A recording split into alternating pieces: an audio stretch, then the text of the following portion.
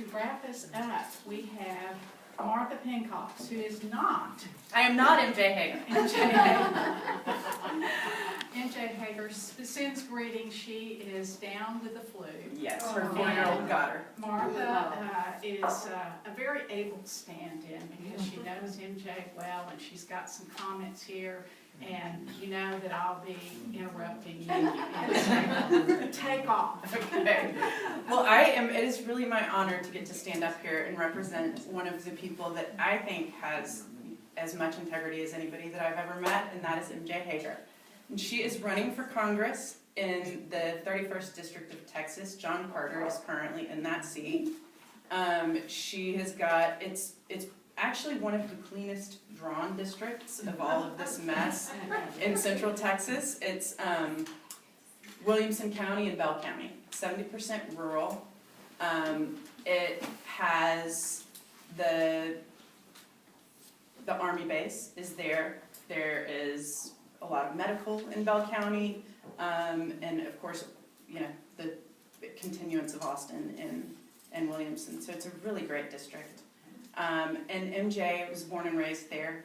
She has a huge history of service. She is somebody that if she sees a bully, she stands up to the bully. If she sees something wrong, much like Joseph, she goes right after that thing that is wrong and addresses it.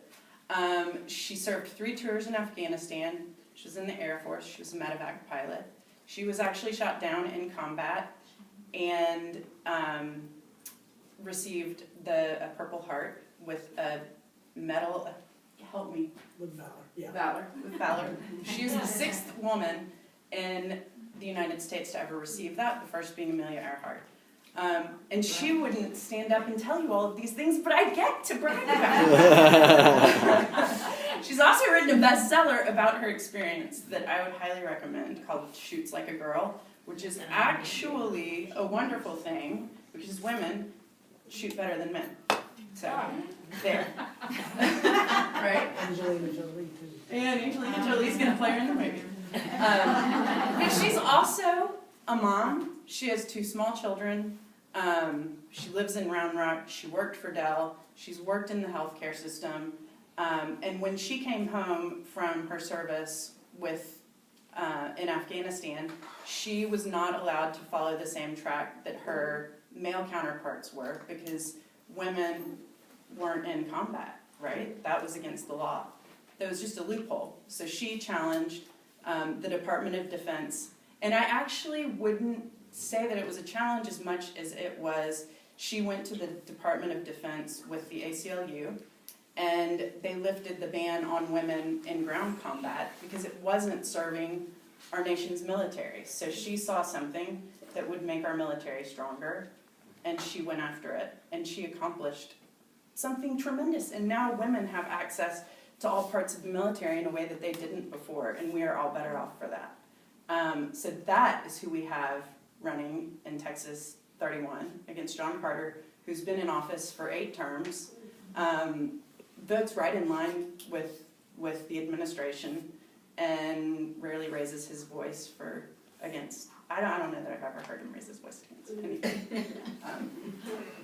Are they the only 2 candidates? No, ma'am. There are 4 people in the primary. So, I mean, so much gets decided in the primary. Yes. If we could just get some more people to pay attention to that, it would be great. It's MJ. There's another veteran, Kent Lester, who's serving, who's running. A doctor named Christine Mann, and a gentleman named Mike Clark, who has run against John Carter before. So those are all the Democrats. Does John Carter have an opponent? No. So 4 Democrats. So 4 Democrats, and on March 6th, that will be decided. I think that by far MJ is the most compelling candidate, and she can take it all the way. She has hired a staff of people that are so impressive.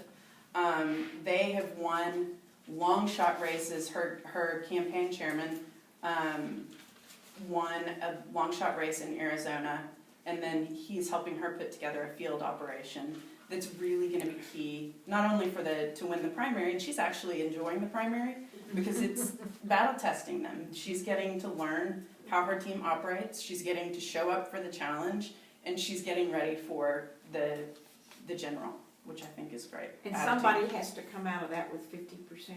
Correct. Yes. Yeah. And how long is the runoff after the? It's We have a in- timeline sheet. Oh, okay, and- thank and- you. It's in May, I believe. Yeah, that's Yeah. right, that I have a Thank timeline you. there, so we'll see that. What about fundraising? And so I'm compared gonna to the ask, other? everybody to hold their questions, just so that we get, Yeah. Okay. okay. The next, well, Although I know, Robbie, it would have been a really good. well, and it's kind of the next thing, so. No, I think she was Well, gonna yeah, add. it is. It's the next. So fundraising, MJ has a goal of raising $70,000 between now and March 6th. How much? 70. She's raised, I can't remember exactly, but she's raised well over 100 to 150 right now, but 70 will get her clean for the March 6th primary and then moving on into general. But I think that she's raised more than any of her opponents. What else?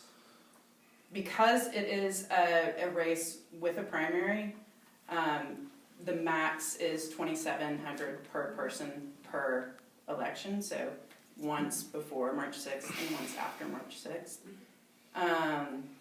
She has a ton of endorsements. I wish that I could tell them all to you. There are a lot of military-focused endorsements. They're probably on the website. Yeah, they're I would probably imagine on her so, yeah. website. And the get out the vote reality that she's up against is really the rural, the 70% rural. I think I'm also involved in Annie's List. Fortunately, I'm on the Central Texas Steering Committee. And what we're seeing with Williamson County is really exciting, and Bell County. But there is a ton of traction for Democrats there, and people are engaged, and there's so many women that are running in Williamson and Bell County and gaining traction, and it's not just picking up attention in Texas. We have now, that is extending into a place where national politics is starting to pay attention. So that's thrilling for Central Texas, because that really indicates a shift coming. And I think that a candidate like MJ, with something, she gives us something to believe in and something to move towards. She's not running a campaign against. She's running a campaign for decency and a campaign for integrity and a campaign for service. And she's running the campaign not to serve anybody but the people in her district.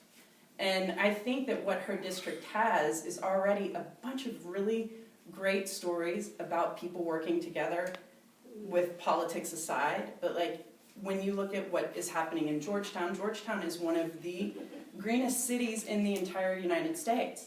That is in spite of political leanings. But it's because it's good for the economy, and it's good for the people, and it's good for jobs. And so I think that MJ has an opportunity and is excited about leaning into all of that positive traction in Williamson and Bell County.